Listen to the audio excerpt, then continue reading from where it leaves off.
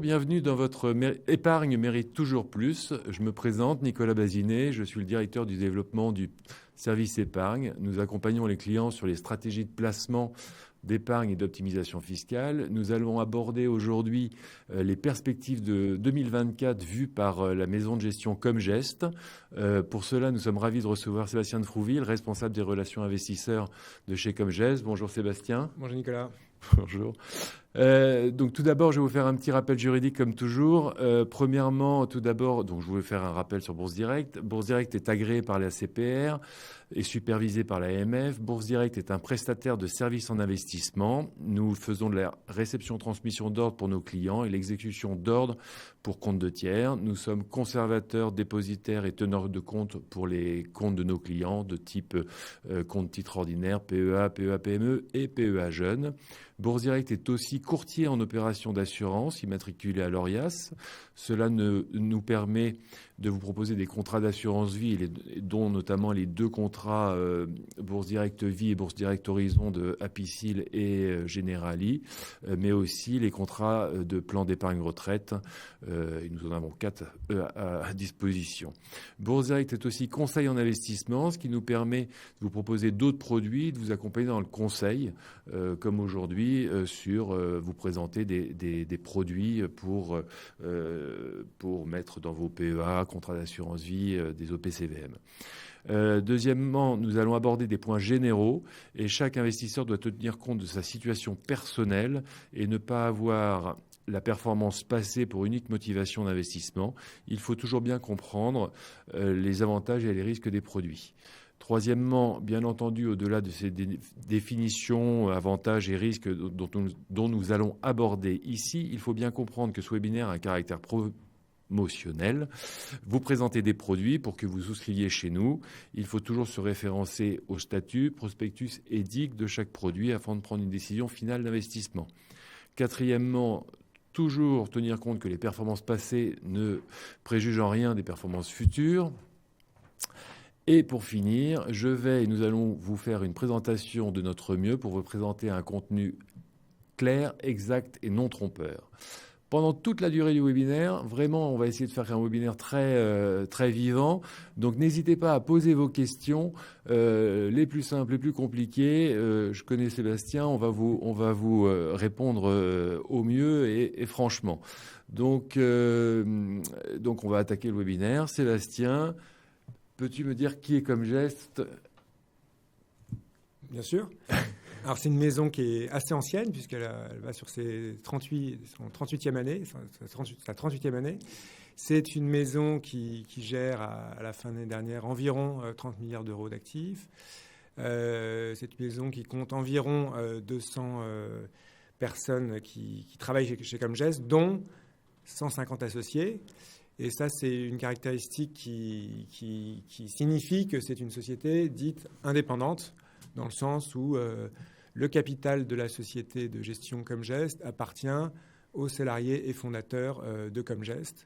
Et ça, c'est quand même, de mon point de vue, une gage d'implication, puisque bien souvent, une partie significative du patrimoine des gérants est constituée d'actions Comgest. Troisième caractéristique, c'est une société aussi internationale, à la fois par les fonds que nous gérons, donc des véhicules comme GESMonde, qui, comme son nom l'indique, est investi partout dans le monde, et également par nos clients, parce qu'on a la chance d'avoir des clients qui un peu partout. On peut le dire de deux façons. On a, sur les 30 milliards que nous gérons, la France reste notre premier marché, avec 30% des actifs, mais aussi on peut le lire à l'envers, et ça signifie que 70% des actifs qui nous sont confiés viennent de l'étranger. Voilà pour qui est Comgest. Est-ce qu'il y a une proportion clientèle privée, clientèle institutionnelle ? Est-ce que vous êtes très présent sur les privés depuis très, très longtemps ? Alors, chez Comgest, nous, nos clients sont que des investisseurs dits professionnels. On ne fait pas, chez Comgest, de gestion privée. Maintenant, si on regarde, il y a une répartition à travers le monde et une répartition en France. Si on regarde à travers le monde, on va dire que, grosso modo, c'est 50% des actifs qui nous sont confiés qui viennent de clients dits institutionnels, donc c'est principalement les fonds de pension, et donc l'autre moitié qui vient de clientèle dite wholesale, donc intermédiaire, où on y trouve les banques privées et en bout de chaîne, évidemment, le client privé. Donc c'est plus, on va dire, pour répondre à votre question, c'est environ la moitié de nos actifs qui vient de clients privés. Et combien de personnes pour gérer ça en France et dans le reste du monde ? Alors, on est donc 200 personnes, dont environ 45 analystes gérants, répartis entre Paris, Hong Kong, Tokyo et Singapour principalement. D'accord. On va faire un petit bilan avant d'attaquer vos deux produits phares qui sont Comgest Monde et Comgest Renaissance. Un peu un bilan et perspective 2024. Qu'est-ce que vous avez ? Parce qu'on a eu 2 années difficiles, 2022, 2023. Ça a été des années 2021 même. Covid avant, ça a été pas facile. Donc petit bilan aujourd'hui. Et qu'est-ce que vous anticipez pour 2024 ? Est-ce plus calme ou pas ? Alors, le bilan 2023, je pense qu'il faut le chaîner avec l'année 2023 avec l'année 2022, puisque le grand paradoxe de l'année 2022, c'était pour nos portefeuilles. Donc, nous, là, avec notre façon d'investir, notre approche qualité-croissance, nous, on fait rien d'autre que de l'achat-conservation de titres. On sait que les cours de bourse et les bénéfices convergent à long terme. Cette partie, ces 3 mots sont importants, à long terme. Donc, on essaie d'investir dans des sociétés qui ont des perspectives de croissance bénéficiaire porteuses et longues. Donc, si on regarde maintenant, si on revient à 2022, le grand paradoxe de l'année 2022, c'était qu'on avait vu donc la croissance des bénéfices des sociétés qui composent nos portefeuilles accélérer grâce à l'inflation. Mais dans le même temps, on avait vu des performances baisser d'environ 20% sur l'année calendaire parce que les taux d'intérêt avaient fortement monté, parce que justement cette inflation était de retour. Donc si on s'était parlé l'an dernier, on n'était pas spécialement inquiet en disant écoutez, les fondamentaux de nos sociétés en portefeuille se portent bien, les taux, les taux qui montent impactent la valorisation de tous les actifs risqués dont font partie les actions et peut-être encore un petit peu plus peut-être nos sociétés qui ont des croissances longues. Et puis 2023, en fait, on a eu les bénéfices qui ont convergé vers la performance, on va dire, jusqu'au mois de septembre. Et en octobre, il y a eu des anticipations de baisse des taux. Donc on a eu un peu l'effet inverse de 2022 et ça nous a permis de finir sur des véhicules comme Comgest Monde ou Renaissance Europe, avec des performances supérieures à 20%, donc quasiment au plus haut qu'on avait par rapport à fin décembre 2021. Est-ce que la croissance dans la période de hausse des taux est quelque chose à privilégier par rapport au value ou comment ça... Ça, c'était le grand sujet de 2022. C'est-à-dire que le style croissance, mais bon, nous, on est vraiment dans qualité et croissance. Le mot le plus important pour nous, c'est qualité. Mais bon, je vais répondre à votre question si on était uniquement croissance. Le style croissance, oui, a une plus grande sensibilité au taux d'intérêt. Donc, en clair, souffre plus en termes de performance quand les taux montent que l'approche dite value, parce qu'on a par définition des perspectives plus longues. Ça, c'est l'impact si toute la hausse des taux se faisait en une nuit et soudainement. Maintenant, sur moyen-long terme, il faut quand même garder à l'esprit que les actions, c'est un actif nominal qui passe l'inflation. Donc, c'est exactement ce qui s'est passé en 2023. Donc, oui, sur l'aspect valorisation, on est plus sensible. Maintenant, à moyen-long terme, c'est des sociétés... L'action donc, passe généralement l'inflation et l'action de qualité qui est ce qu'on cherche, enfin les sociétés dans lesquelles on cherche à investir chez Comgest, passe sans doute l'inflation encore mieux, parce que pour l'essentiel des positions dans les portefeuilles, il faut bien comprendre que c'était des sociétés qui montaient les prix lorsqu'il n'y avait pas d'inflation. Oui, pricing power. Exactement. Qualité, c'est quand même très synonyme de pricing power. Donc, un exemple de société que vous avez, sans que ça vous oblige à faire un achat-vente ou un arbitrage sur cette société-là, mais un exemple de société qui pourrait représenter le côté qualité qui a bien fonctionné sur 2023. Il y en a plusieurs. toutes les sociétés, on peut prendre... alors évidemment, ce n'est pas une recommandation d'achat, hein, mais là, c'est dans les reportings de Comgestion. Vous prenez Microsoft. Oui, c'est une société qui a bien profité, qu'on aime bien parce que c'est 12 activités, 12 divisions, donc c'est très diversifié. C'est une société donc tout le monde la connaît parce que on est tous un peu ficelés avec Office et Windows, mais rien que cet aspect logiciel progresse, croît à 2 chiffres par an. Et après il y a toutes les autres divisions qui croient encore plus vite. Évidemment le cloud avec Azure, on va voir, et elle a très bien fait boursièrement l'an dernier, donc évidemment rattrapage de 2022, mais aussi de se dire que l'intelligence artificielle, qui était un des grands thèmes de l'an dernier, c'est potentiellement une société qui pourrait en bénéficier assez facilement, puisque la déclinaison on va dire, même si on n'en est qu'au tout début sans doute de ce que pourra permettre en gain de productivité cette technologie, la déclinaison sur des logiciels tels que Office, Excel ou Teams, on l'entreaperçoit déjà aujourd'hui. D'accord. Les avantages et inconvénients de cette stratégie d'investissement qualité-croissance. Qualité-croissance.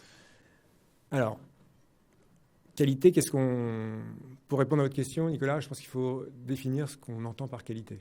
Parce que croissance, tout le monde le comprend. Qualité, c'est plus arbitraire.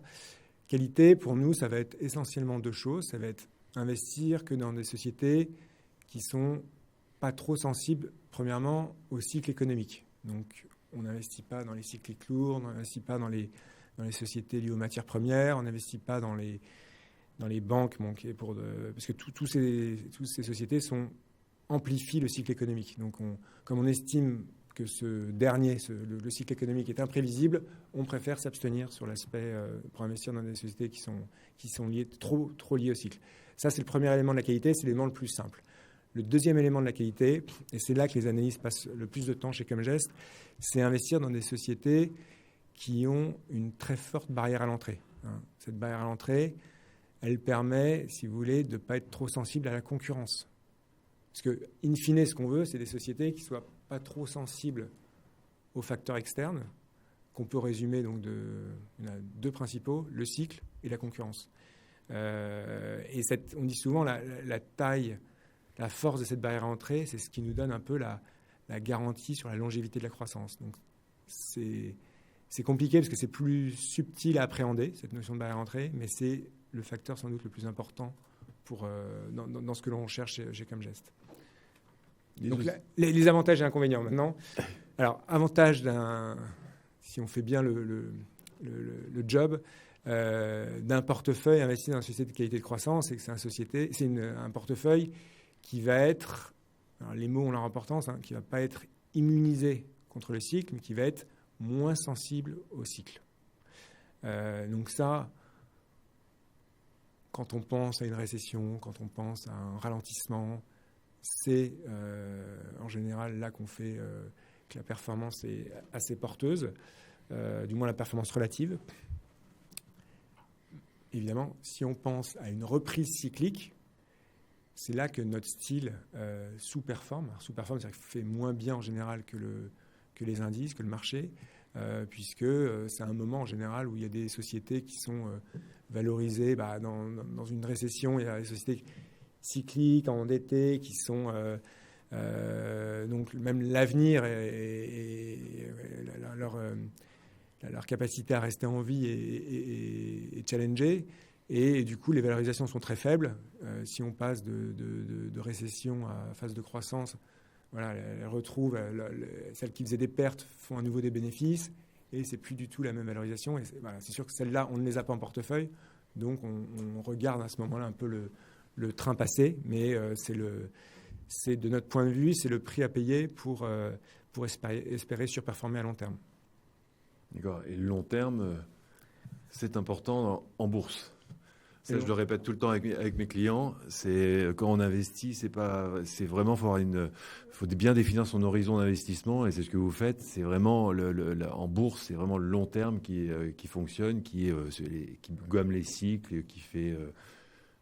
De notre point de vue, c'est impossible de faire autre chose que du long terme sur des actions. Alors on est forcément biaisé parce on fait de l'achat conservation, on fait tout ce qui est très long terme. Comme approche, tout ce qui nous semble en tout cas très, très long terme, mais à court terme, vous contrôlez pas la voiture, c'est pas vous le pilote, c'est l'actualité, c'est l'actualité que vous ne maîtrisez pas. Une bonne journée, ça clignote vert, une mauvaise journée, ça clignote rouge, et vous n'avez aucune valeur ajoutée là-dessus. En revanche, à partir de 5 ans, et plus on allonge la duration, plus ça fonctionne. On a cette convergence des cours et des bénéfices qui fait ce pourquoi on fait ce métier. Alors, vos deux fonds, Comme Geste Monde et son petit frère Comme Geste Renaissance Europe. Comme Geste Monde, 1991 son lancement. Ouais, plus de 30 ans. Plus de 30 ans, j'étais même pas en bourse à l'époque. Ouais.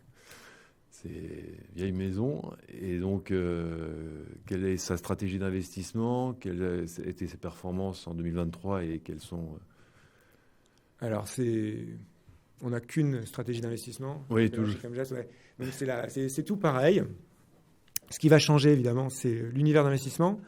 Il y en a un, comme son nom l'indique, c'est Action internationale, donc sans contrainte géographique. Donc, Action internationale, marché émergent compris.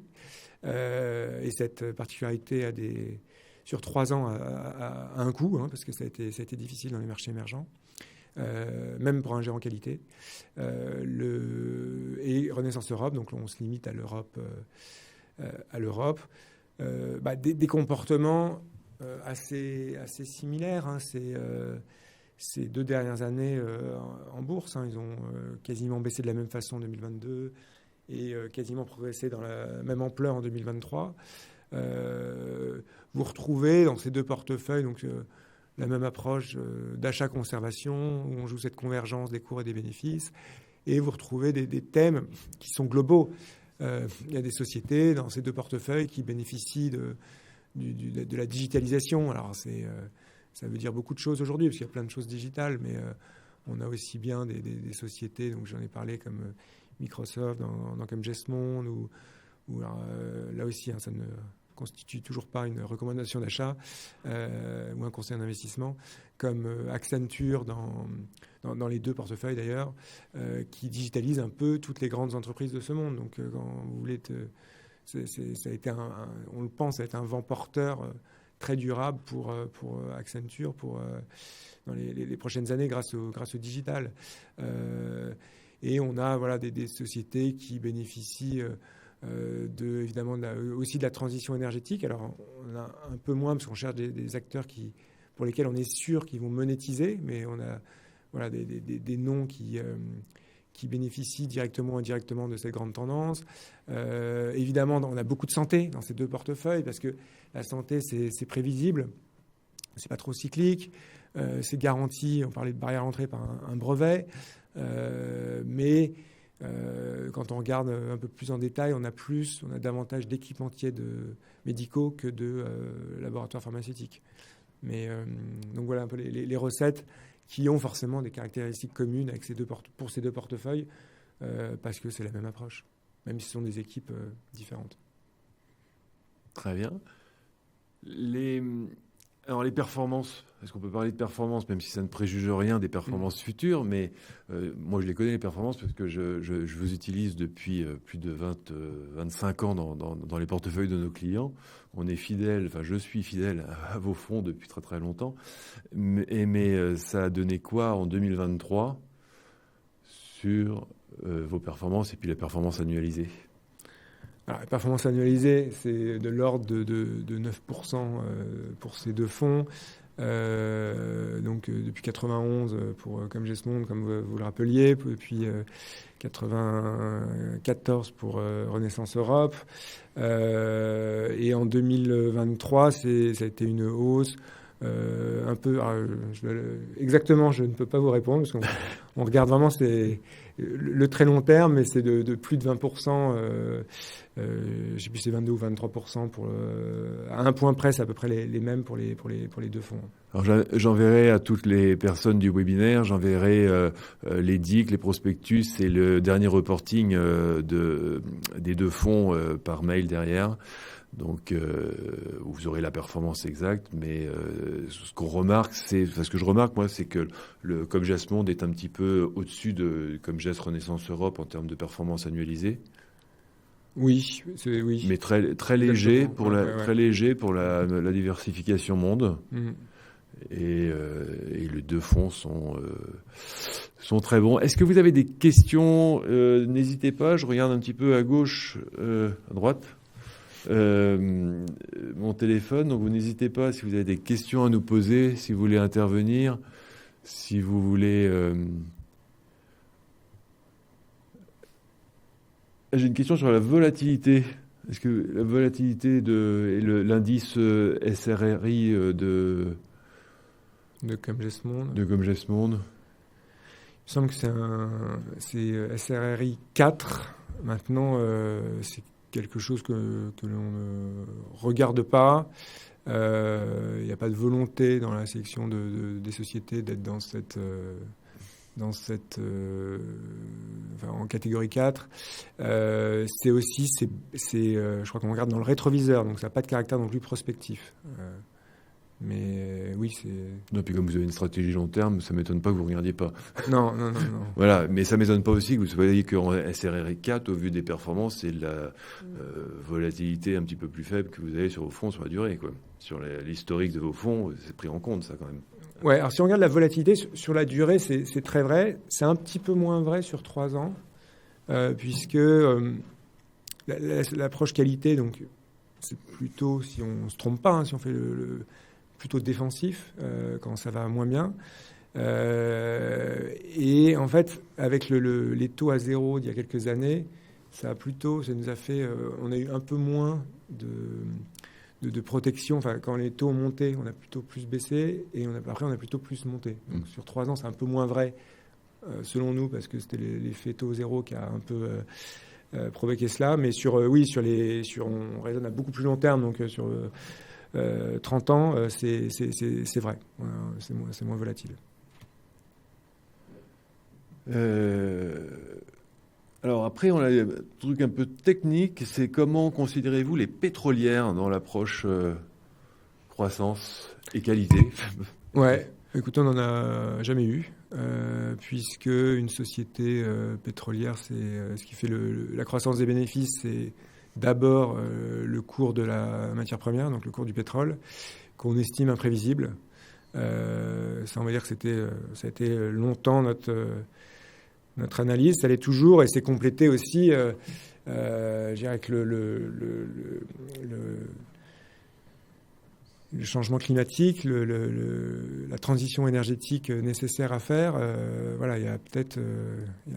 je sais bien qu'elles investissent massivement dans d'autres choses, mais en général, si on prend certains acteurs français, il y a encore le gros du gâteau. Le gros du chiffre d'affaires, c'est quand même du pétrole. Et voilà, la route est longue pour devenir un acteur vert, même si sans doute la transition énergétique passe par la décarbonation de ce type d'acteurs liés à l'énergie. Ouais. Est-ce que vous avez des scénarios, un scénario particulier que vous attendez ou vous attendez pas, ou vous voulez pas venir voir pour 2024? Alors 2024. Alors nous, c'est vraiment une pure approche microéconomique, et la beauté de l'approche qualité, si on ajuste, c'est justement on n'a pas trop à se soucier d'avoir le bon scénario. Donc on dit souvent le problème du bon. Il y a toujours quelqu'un qui a le bon scénario, mais c'est rarement le même. Donc on n'estime pas hors de compétences là-dedans, donc on n'a pas de scénario. Et un an pour un investissement action, pour un gérant action comme Comgest qui gère, comme je viens de le dire, que des actions, c'est très très court. Hein. Donc on n'a pas de scénario. D'accord. Notre scénario, si, c'est le même tous les ans, hein, c'est qualité-croissance. Voilà. Qualité-croissance. Vous n'avez pas de secteur privilégié ou de nouveaux secteurs que vous avez rentrés dernièrement sur dans votre gestion? Alors, on a des biais. Une bonne question. Le gérant qualité et croissance a des biais sectoriels classiques. En général, c'est consommation, santé, technologie. Ce qui fait son apparition lentement, mais sûrement dans les portefeuilles, c'est, comme je disais, des sociétés peut-être un peu plus industrielles qui sont liées, qui vont être force de solution pour la transition énergétique. Voilà. Donc c'était un tout petit peu plus industriel. Mais le gros, c'est quand même le triptyque conso, technologie, santé. En parlant de transition énergétique, là aujourd'hui on parle d'article 8 et d'article 9. Vous êtes article 8 engagé. Oui, on fait Alors, article 8, article 9, c'est la taxonomie, c'est les fonds qui sont verts, et le 8, c'est vert qui s'engage, et le 9, c'est le vert qui génère comment ça veut dire ça, qui contribue à la planète positivement. Et donc là, article 8, donc vous engagez, quels sont vos engagements sur les fonds? Alors on fait plusieurs choses. On fait de l'intégration, c'est-à-dire qu'on utilise ces critères ESG comme éléments pour nous aider à être de meilleurs investisseurs et aussi être de meilleurs citoyens. Et après, on fait de l'engagement, donc on discute avec les sociétés. Alors c'est assez rare, parce qu'on a en absolu, notre approche, c'est un peu une approche absolue, c'est-à-dire qu'on cherche pas on cherche les meilleurs dans les meilleurs secteurs. Donc en termes d'empreinte carbone, pour ces deux portefeuilles, on est environ 80% inférieur aux indices. Alors il faut quand même qu'elle progresse, donc on vérifie ça, mais on discute, soit on propose. C'est rare, c'est même très rare, mais on peut aller jusqu'à faire de l'engagement en proposant des solutions en société. Ouais. J'ai